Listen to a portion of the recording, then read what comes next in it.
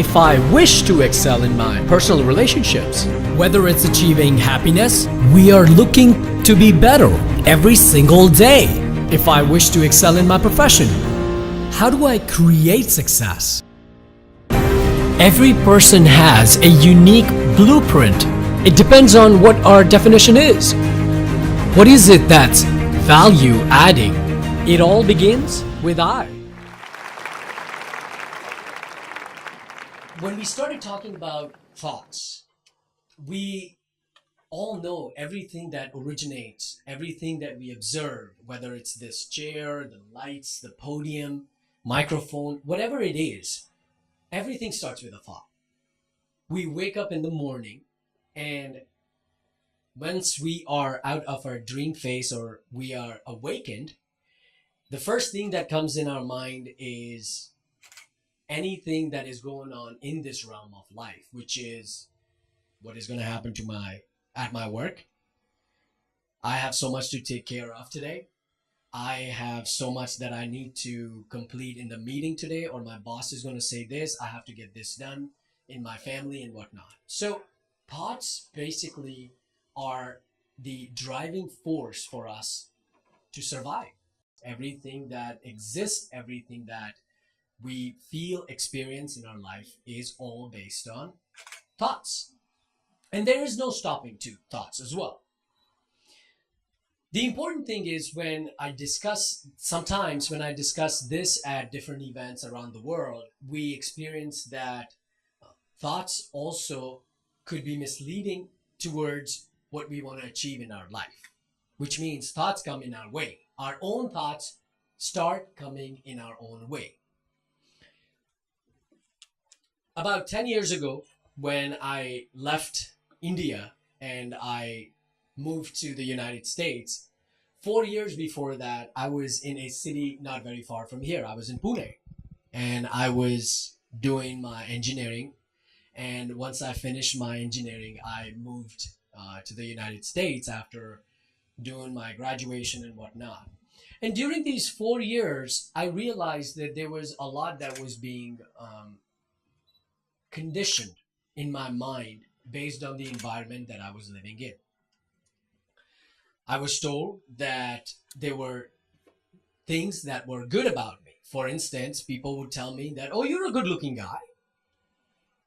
And I kept getting conditioned to that thought of, oh, okay, so there's a lot of emphasis that people are putting on how I appear or what I look like or what my physical appearance is, the way I talk and my personality. So people started giving those compliments to me, and then I got conditioned to that fact. After 4 years of engineering, when I moved to the United States. I got admission in University of Massachusetts in Lowell, which is outside of Boston.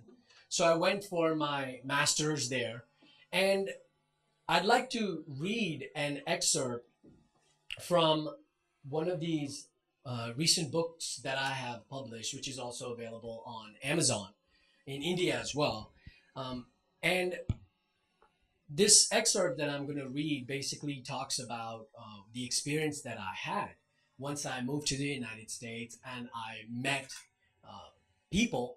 And once I read it, I'll discuss with you more on what my feeling or what my thoughts are and what was the challenge that I thought that I was facing. I was nervous to make friends with people who were clothed in anything other than my own skin color. It was what I was conditioned to. In the culture I grew up in, the lighter your skin color, the better you are. If girls are lighter skin color, they're considered pretty. If a guy chose to have an arranged marriage, skin complexion was on the checklist, along with 50 other characteristics the family would use to select a good match. And even guys with lighter skin colors are considered to be good looking, intelligent, and of a higher class. My brown complexion made me feel like less than those who were whiter around me, which was pretty much everyone, because I was in America. Now, how many of you would say that it's true that even today, our society, Indian culture, believes that people who are lighter skin color are better? We all believe that, correct? And this is just because, and it's not because darker skin color people are less intelligent or anything. It's only because of the conditioning. It's only what we see from the eye and what we have been conditioned to by what we heard from our parents, maybe mothers, fathers, or grandfathers, whoever. People made us believe by saying things over and over and over, and that's what we grew up in. That, yeah, skin complexion, perhaps that's an important thing. I need to take care of my skin.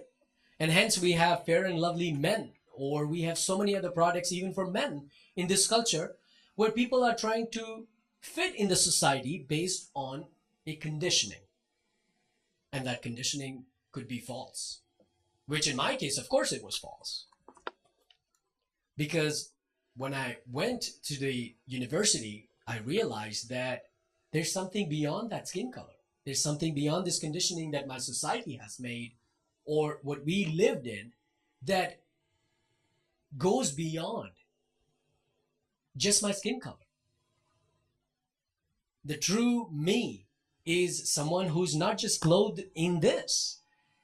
The true self of who I am, what I achieve, or what I create in my life is beyond what meets the physical eye.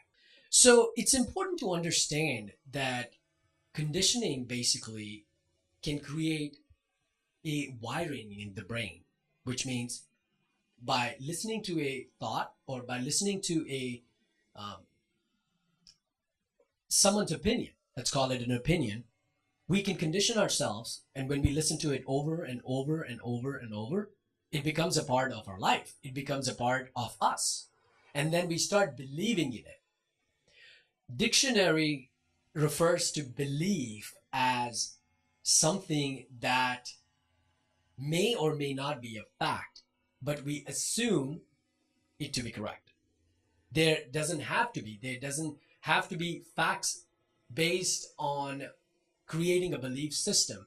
In fact, it says that it's specifically for something that is not having a backup or something that's not justified by data. That consists of a belief system. So our conditioning or our thought process, the wiring of our brains, is because of what we get ourselves conditioned to, what we hear, places we live, our experiences, all of that creates a wiring inside the brain. Pretty simple.